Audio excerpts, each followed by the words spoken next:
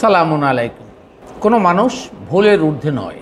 ভুল শিক্ষার মাধ্যমেই মানুষ বিভ্রান্তিতে নিপতিত হয়। আদম ও হাওয়া আলাইহিসসালাম এর ঘটনা আমাদেরকে সেটাই শিক্ষা দেয়। তবে আদর্শ মানদণ্ড ভিত্তিক শিক্ষা আমাদের জ্ঞানের স্থিরতা এনে দেয়। সুতরাং কোনো মানুষকে অন্ধ অনুসরণ করা কোরআনের শিক্ষা নয়, বরং মানুষকে অন্ধ অনুসরণ করার আগে কোরআন দ্বারা যাচাই করতে হয়। তাই যাচাই করার জন্য অবশ্যই কোরআন জানতে হয়, আর কোরআন না জানলে ঈমান থেকে খারিজ হতে হয়।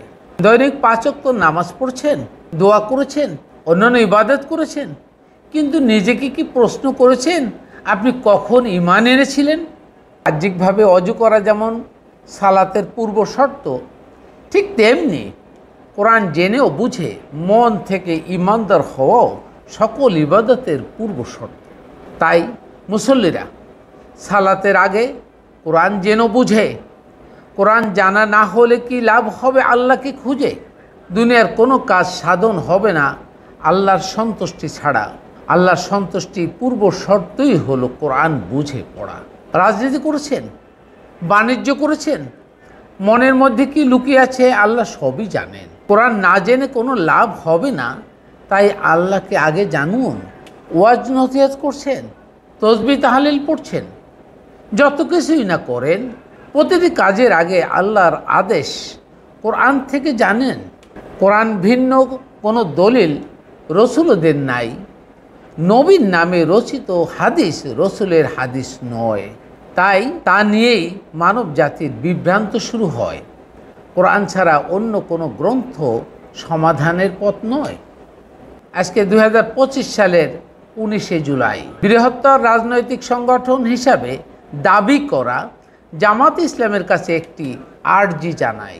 দেশের প্রতিটি মসজিদের কমিটি ভেঙে কোরআন জানা ব্যক্তিবর্গের দ্বারা কমিটি করার দাবি। জুমাবারের জুমার সালাতের পূর্বে কোরআন ছাড়া অন্য আলোচনা না করার দাবি। মুসল্লিরা যেন মুক্ত মনে ইমাম খতিবের ভুল ধরতে পারে। কোরআন বিরুদ্ধ কথা বললে যে কেউ যেন কথা বলতে পারে। এটাই হবে মৌলিকভাবে বাক স্বাধীনতা। আর তা না হলে কোরআনের শিক্ষা বিলীন হয়ে যাবে, মুসল্লিরা বরণ করবে পরাধীনতা। আজকে এই স্বরচিত কবিতার মাধ্যমে কোরআনের শিক্ষাকে সমুন্নত করার দাবি জানাচ্ছি।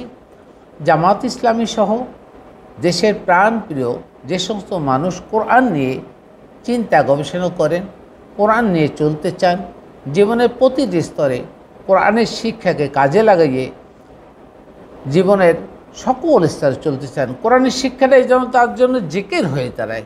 এইটা নয় আল্লাহ আল্লাহ জিকির করা, বরং কোরআনের পুরো শিক্ষাটাই হবে মানব জাতির জন্য শিক্ষা এবং জিকির করা। যদি সেটা করতে পারে, মানুষ প্রতিটা পদক্ষেপে স্বাবলম্বী হবে, মানুষ কোরআন জানবে, তখন আর দেশে এত অনৈতিক, অরাজনৈতিক এবং দুর্বৃত্তায়ন কোনো কিছুই থাকবে না ইনশাআল্লাহ। আল্লাহ হাফেজ।